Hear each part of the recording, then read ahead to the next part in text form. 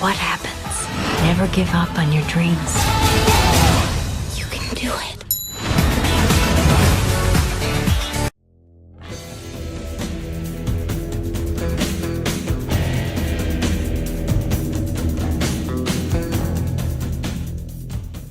Hello once again, watchers of good movies. My name is Nick Pell and this is once again coming from my apartment. Now today we're going to be talking about the film Leap.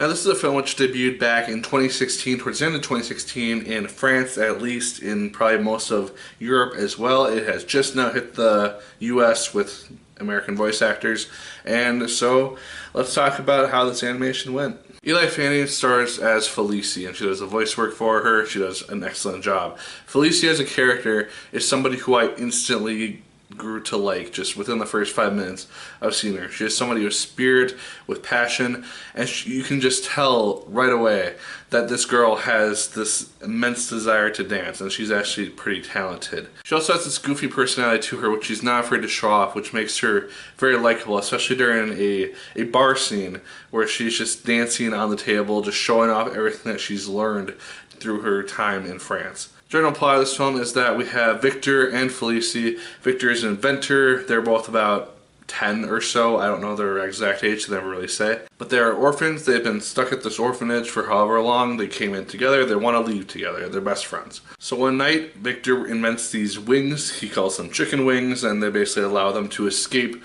over the fence of the orphanage and eventually make their way to France. Felicie wants to find this dance school where she can become a famous dancer and a ballerina, while Victor wants to find work as an inventor and be able to pursue that passion that he has.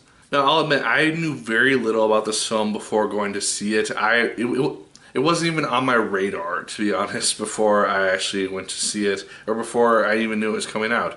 I saw it was coming out, I watched a short trailer for it, and it intrigued me. And it seemed like something that I thought I would enjoy, so I thought, hey, let's go check this thing out. The animation is fantastic as well. It's really, really well done. Paris looks fantastic, spectacular. The character animations and the character models themselves look really, really good. And you can tell that a lot of time was spent on making just the entirety of Paris just really stand out. And it works as this film takes place in the 1800s sometime. Again, it doesn't really specify. I could probably narrow it down because it does show the Statue of Liberty being built, and so that's kind of a cool little thing to see there. But one of the first things which I noticed about this film is the music. The music really stands out. It has a lot of orchestral things going on with it, but it also has a lot of vocal music, which is playing in the background for some sort of montages which happen throughout the course of the film.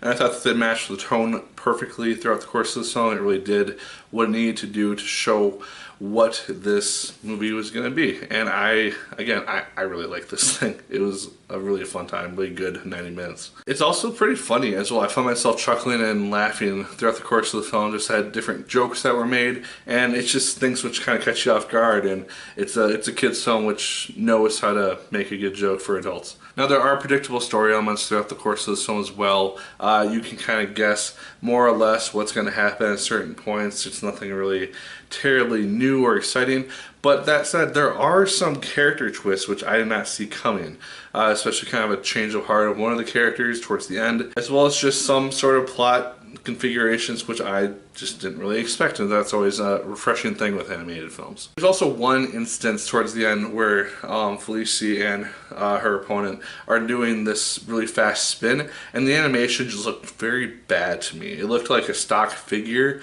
from just a computer model that they were just spinning really, really fast and didn't really have the same amount of work done to it. The spin looked fine, and when the characters came out of the spin, everything looked fine again. It was just that one instance which just seemed a little bit off to me, and maybe I just noticed it weird, but it was just something which stuck out. But the main theme of this film is to follow your dreams, and if you follow your dreams, you can accomplish them as long as you work hard and pursue them, if anything else. This film really does push that because we have Felicie pursuing her dream as a dancer, and you see her working hard to achieve and accomplish that goal, while she does face a lot of issues along the way which kind of stop her from achieving those goals sometimes.